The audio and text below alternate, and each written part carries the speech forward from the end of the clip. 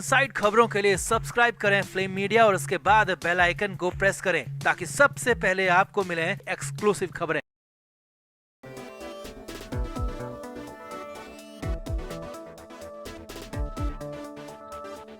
मुंबई में 5 साल पहले हुआ दिशा सालियान संदिग्ध केस दिन ब दिन उलझता ही जा रहा है। हर दिन एक नया खुलासा हो रहा है और वो खुलासा कहीं न कहीं उद्धव ठाकरे से जुड़ा हुआ है, जिसके बाद तो उद्धव ठाकरे को लेकर दिशा के फैंस के बीच में बहुत गुस्सा है। सुशांत सिंह राजपूत के फैंस के बीच में बहुत ज्यादा गुस्सा है। अब सबसे बड़ी बात ये निकल कर सामने आई है कि आदित्य ठाकरे को बचाने के लिए उद्धव ठाकरे ने दिशा सालियान के पिता को बुरी तरह फंसा दिया था। न सिर्फ फंसाया था बल्कि गैर महिला से संबंध होने के गंदे आरोप तक लगवा दिए थे और दिशा को इस पर शक तक जता दिया था। तो उद्धव ठाकरे की पूरी हकीकत जानकर आपका भी खून खोल उठेगा। तो आपको भी दिखाते हैं कि दिशा सालियान के मामले में क्या अब नया खुलासा निकलकर सामने आया है। आप भी वीडियो को शेयर करें और अपनी राय कमेंट बॉक्स में जरूर दें।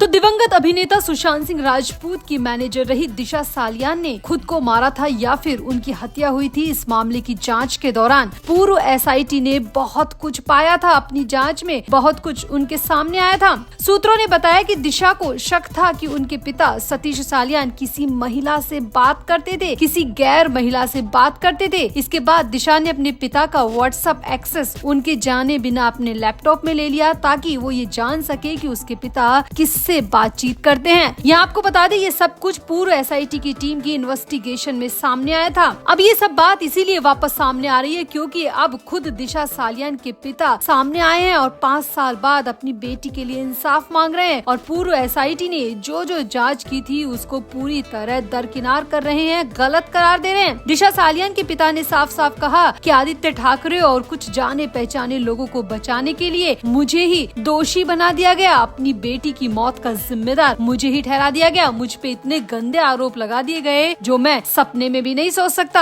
यहाँ आपको बता दें कि एसआईटी की टीम में आगे क्या कुछ निकल के आया था वो भी बताते हैं। तो पूर्व एसआईटी की टीम की जांच के मुताबिक दिशा ने देखा कि उसके पिता ने एक महिला को 30,000 रूपए ट्रांसफर किए हैं, वो भी उसे बिना बताए। पिता के पैसों के भेजने की बात से दिशा सालियान बहुत ज्यादा गुस्सा थी, बहुत ज्यादा नाराज थी। पूर्व एसआईटी की टीम की जाँच में दावा किया गया कि 2 जून 2020 को दिशा सालियान ने उन चैट्स के आधार पर अपने पिता से सवाल पूछना शुरू कर दिया और इसके बाद दोनों की जमकर बहस भी हुई। इसके बाद 4 जून 2020 को दिशा अपने पिता का घर छोड़कर मलाड मालवानी चली गई। दिशा ने इसकी चर्चा अपने दोस्तों से भी की थी। ये भी एसआईटी की टीम की जांच में आया था। एसआईटी की टीम की जांच में आगे लिखा कि अपने पिता के इस तरह के बर्ताव से दिशा सालियान बहुत ज्यादा नाराज थी। उसे शक था कि उसके पिता के किसी गैर महिला से संबंध है और वो उनकी माँ को धोखा दे रहे हैं और उसके पैसों को उस महिला को ट्रांसफर कर रहे हैं। ये सब कुछ जानने के बाद दिशा सालियान बेहद ज्यादा गुस्से में थी, इसीलिए वो अपना घर छोड़ के चली गई और मलाड में जाके रहने लग गई। पूर्व एसआईटी की टीम ने ये भी दावा किया था कि दिशा कुछ बिजनेस करना चाहती थी और उस बिजनेस में भी उसको बहुत भयंकर लॉस हुआ था। एक तरफ अपने पिता के गैर महिला से संबंध और दूसरी तरफ बिजनेस में लॉस की वजह से दिशा सालियान ने इतना बड़ा कदम उठाया था। ये सब कुछ पूर्व एसआईटी की टीम की जाँच में निकलकर सामने आया था। वहीं अब दिशा सालियान के पिता ने इन सभी बातों का करारा जवाब दिया है और दिशा सालियान के पिता का कहना है कि पहली बात तो बता दूं, जो सब मुझ पे आरोप लगाए गए थे वो कुछ नामचीन और राजनेताओं के बेटे को बचाने के लिए लगाए गए थे ताकि सबका ध्यान मुझ पर चला जाए और वो लोग आसानी से इस केस से बचकर निकल जाएं। उस वक्त मैं भी बहुत ज्यादा डिप्रेशन में था। एक तो मेरी बेटी चली गई थी, ऊपर से मुझे ही बदनाम किया जा रहा था, तीसरा कोविड था। तो इन सब वजहों से मैं चुप रहा, मैं खामोश रहा। इसके अलावा जो धमकियाँ मुझे मिल रही थी लगातार, इस वजह से भी मैं चुप था क्योंकि बेटी को खो चुका था। अब कुछ और खोने की हिम्मत नहीं थी, लेकिन अब 5 साल बाद मेरे पास खोने के लिए कुछ नहीं है, इसलिए मैं अपनी बेटी के लिए इंसाफ मांगने के लिए पूरी तरह पाबंद हूँ। अपनी बेटी के लिए इंसाफ लेना चाहता हूँ। सतीश सालियान ने कहा कि मेरे किसी गैर महिला से संबंध नहीं थे। जिसको मैंने पैसे ट्रांसफर किए थे वो सिर्फ 3,000 रूपए ट्रांसफर किए थे और वो मेरे दोस्त की पत्नी थी क्योंकि कोविड में मेरे दोस्त की अचानक मौत हो गई थी। इसके बाद उसकी पत्नी बहुत ज्यादा बुरे हाल में थी, उनके पास राशन तक नहीं था, इसीलिए मैंने उनको राशन के लिए 3,000 रूपए दिए थे। सतीश सालियान ने यहाँ पर दावा किया कि उसने अपनी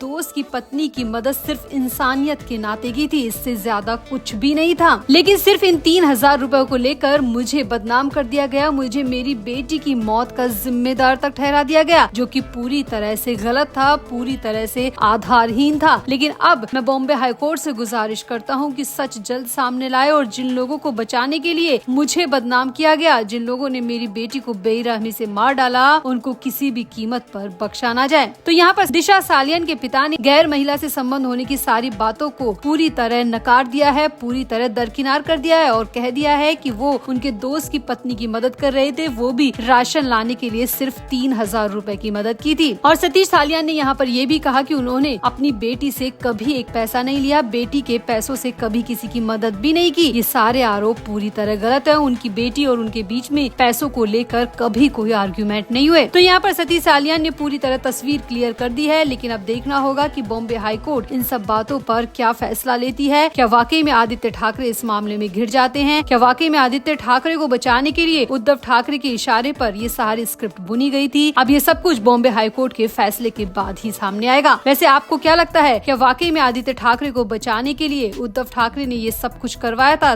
सब कुछ प्लान्ड स्क्रिप्ट था, या फिर वाकई में सतीश सालियान यहाँ पर थोड़े बहुत गलत हो सकते हैं? आपको क्या लगता है? आप भी अपनी राय कमेंट बॉक्स में जरूर दें और वीडियो को भी शेयर करें।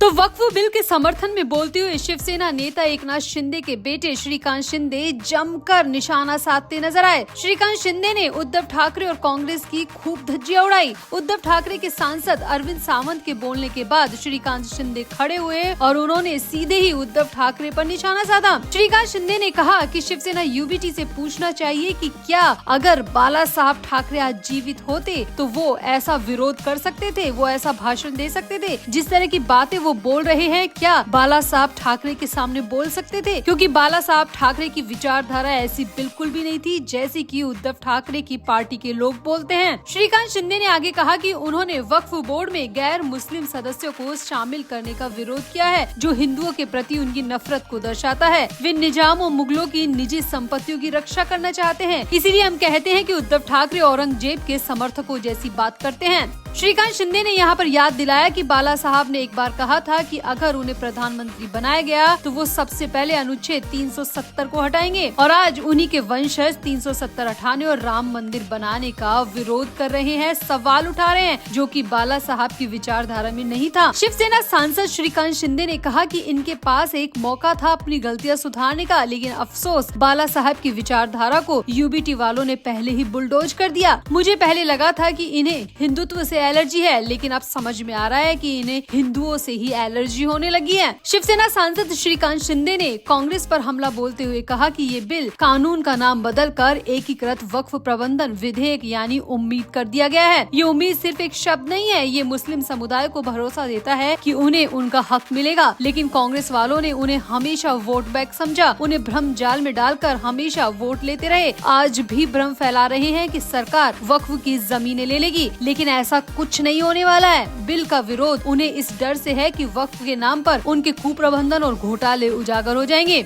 यहाँ पर संसद में शाहबानों का जिक्र करते हुए श्रीकांत शिंदे ने कांग्रेस पर बड़ा हमला बोला और कहा कि कोर्ट शाहबानों को न्याय दे रही थी, लेकिन इस सदन ने उनसे ये हक भी छीन लिया। तो कुल मिलाकर संसद में श्रीकांत शिंदे के तेवर अच्छे खासे नजर आए। जहाँ पर महाराष्ट्र विधानसभा में एकनाथ शिंदे उद्धव ठाकरे को घेर रहे हैं, कांग्रेस को घेर रहे हैं, तो वहीं संसद में अब एकनाथ शिंदे के बेटे श्रीकांत शिंदे उद्धव ठाकरे और कांग्रेस को करारा जवाब देते नजर आ रहे हैं। सामने आया कि श्रीकांत शिंदे की इस करारे जवाब के बाद में उद्धव ठाकरे के सांसदों की बोलने की हिम्मत नहीं हुई। सांसद अरविंद सावंत तो मुंह छिपाते नजर आए। कुल मिलाकर श्रीकांत शिंदे का जवाब सुनकर उद्धव ठाकरे और कांग्रेस बिल्कुल चुप हो गई। वैसे संसद में जो कुछ हुआ वो हमने आपको बताया, लेकिन वक्फ बोर्ड बिल पर आपकी क्या राय है? आप भी अपनी राय कमेंट बॉक्स में जरूर दें और वीडियो को भी शेयर करें।